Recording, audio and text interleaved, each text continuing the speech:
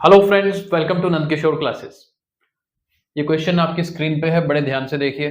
बहुत ही interesting solution होने वाला है। अक्सर इस तरह के क्वेश्चन आ जाए तो बच्चे देखकर डर जाते हैं, क्योंकि दिखने में मुश्किल लगता है, लेकिन सॉल्यूशन इसका बहुत इजी होगा।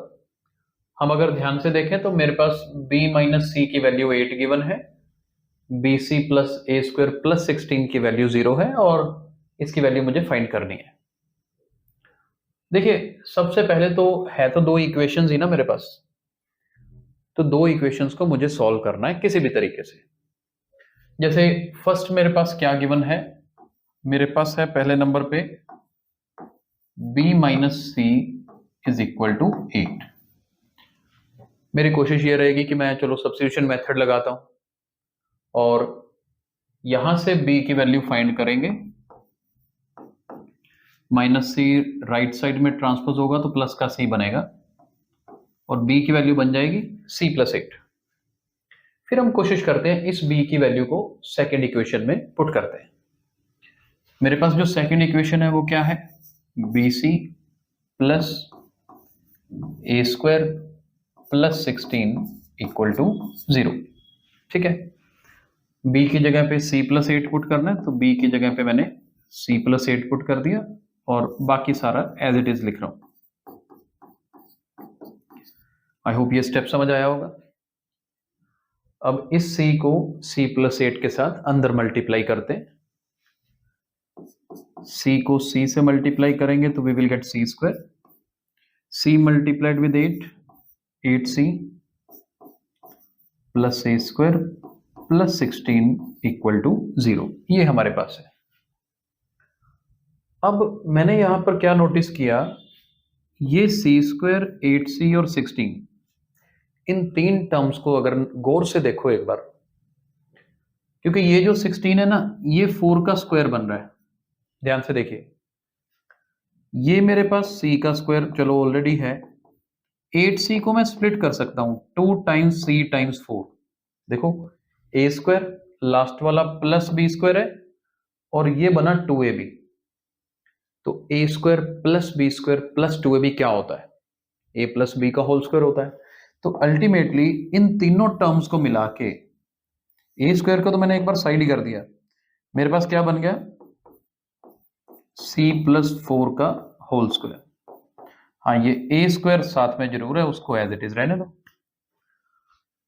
जब आप इस स्टेप पे पहुंचते हैं ना, तो आप सोचो गौर से, ये होल स्क्वायर है, ये भी होल स्क्वायर है।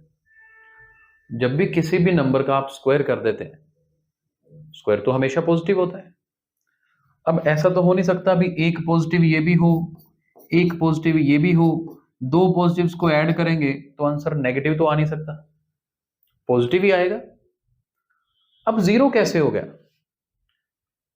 जीरो भी नहीं हो सकता ना फिर उस तरीके से। तो ये जीरो आंसर तभी पॉसिबल है जब ये भी जीरो हो, ये भी जीरो हो।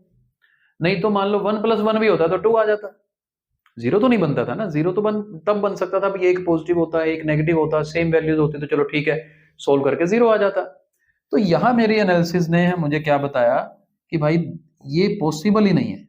ये पॉसिबल कब है, अब जानना, ये पॉसिबल तब है अगर c प्लस 4 भी जीरो हो, a भी जीरो हो, हाँ तब पॉसिबल है। और यही होगा, जीरो का स्क्वायर प्लस जीरो का स्क्वायर इक्वल टू जीरो। ये पॉइंट इंपॉर्टेंट है। तो यहां से c की वैल्यू आ गई -4 और a की वैल्यू आ गई 0। मेन काम तो यही करना था, हमें वैल्यूज पता लगानी थी। अब क्योंकि c की वैल्यू -4 है तो यहां सोल्व किया जा सकता है। c की वैल्यू -4 फिल कीजिए, b की वैल्यू भी फाइंड कर लेते हैं।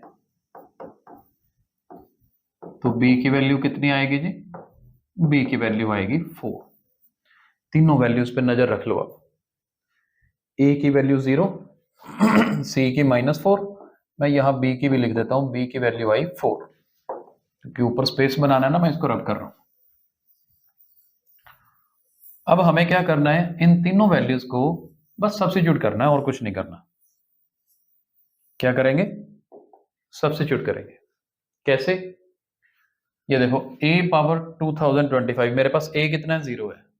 चलो a की जगह पे 0 पुट कर दिया,